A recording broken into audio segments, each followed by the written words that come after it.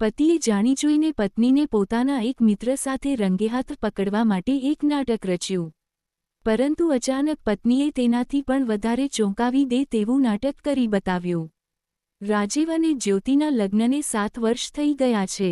પોતાના લગ્નના દિવસે રાજીવે મુંબઈના એક ગણેશ મંદિરની પીળી રોશનીમાં પોતાની પત્નીનો હાથ પકડ્યો હતો અને કસમ ખાધી હતી કે ગરીબી હોય, બીમારી હોય કે કોઈ મુસીબત, તે તેને ક્યારેય નહીં છોડે.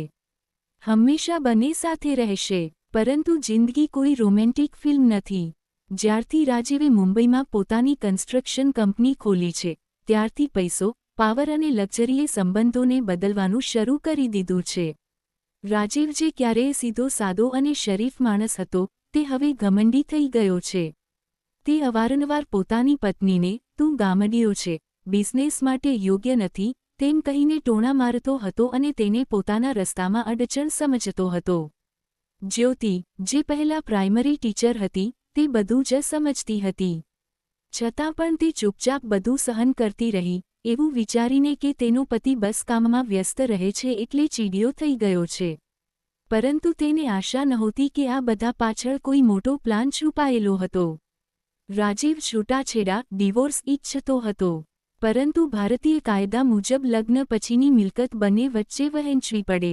તે જ્યોતિને કશું જ આપવા તૈયાર નહોતો, કારણ કે તેને લાગતું હતું કે આ પ્રોપર્ટી પર જ્યોતિનો કોઈ હક નથી.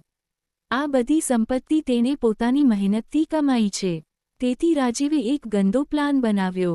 તેણે કૌશિક, જે તેના કોલેજનો સૌથી પાકો મિત્ર હતો, તેની મદદ લીધી. કૌશિક કોલેજના સમયથી જ મનમાં ને મનમાં જ્યોતિને પ્રેમ કરતો હતો, પણ ક્યારેય કહી શક્યો નહોતો. આ વાત રાજીવ જાણતો હતો. પરંતુ જ્યોતિ હંમેશા કૌશિકથી અંતર રાખતી અને તેને ભાઈ જેવો માનતી હતી. એક વીકેન્ડની સાંજે રાજીવે પુણેની એક અર્જન્ટ બિઝનેસ ટ્રીપનું નાટક કર્યું અને કૌશિકને કહ્યું કે તે જ્યોતિ પાસે જઈને તેને કેટલાક ડોક્યુમેન્ટ્સ આપી આવે.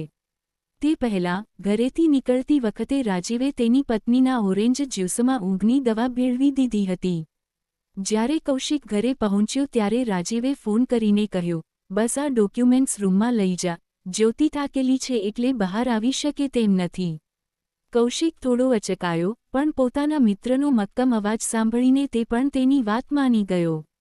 જ્યારે તે રૂમમાં પહોંચ્યો ત્યારે જ્યોતિ પહેલેથી જ ગાઢ નિંદ્રામાં સૂતી હતી, તેનું માથું તકિયા પર હતું. કૌશિક જ્યોતિને જગાડવા માટે જેવો નમ્યો કે તરત જ દરવાજો ખુલ્યો.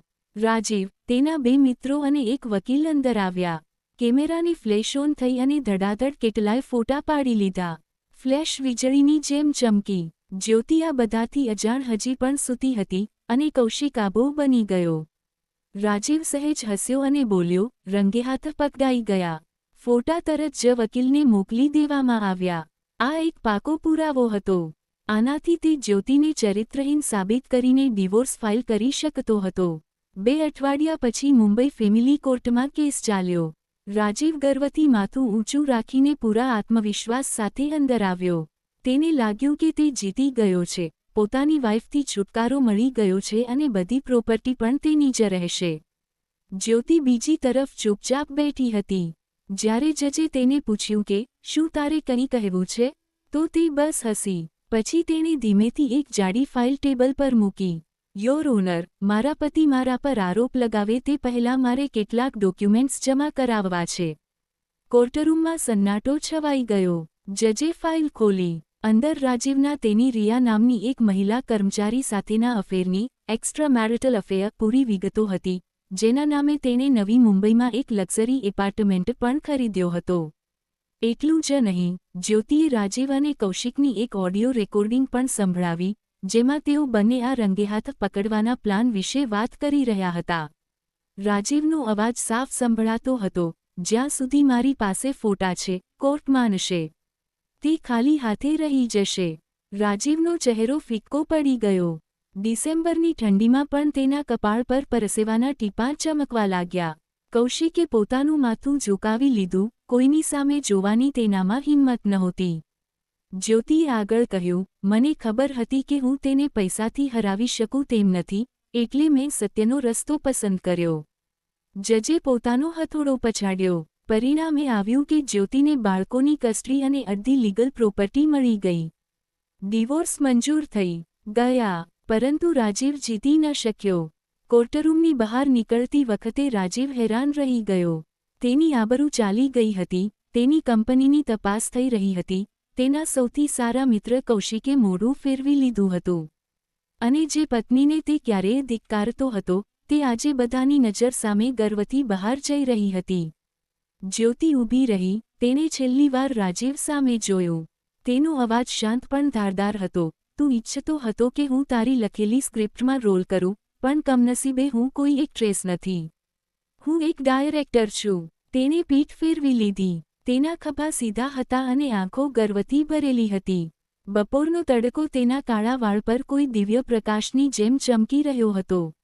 રાજીવ બસ ઊભો રહીને તેને જોતો જ રહ્યો. પહેલીવાર તેને અહેસાસ થયો કે જે સ્ત્રીને તેણે બરબાદ કરવાની કોશિશ કરી હતી, તે તેની જિંદગીની સૌથી સ્માર્ટ, મજબૂત અને સાચી ઇન્સાન હતી. તે પોતાના જ બનાવેલા ખેલમાં હારી ગયો હતો. જેને તે પોતાના કરતાં કમજોર સમજતો હતો, તે જિંદગીની રમતમાં તેનાથી ઘણી આગળ નીકળી ગઈ હતી. તમને અમારી વાર્તા કેવી લાગી? કમેન્ટ કરીને જરૂર જણાવજો. આવી જ અદ્ભુત વાર્તાઓ સાંભળવા માટે ચેનલને સબસ્ક્રાઇબ કરી લેજો.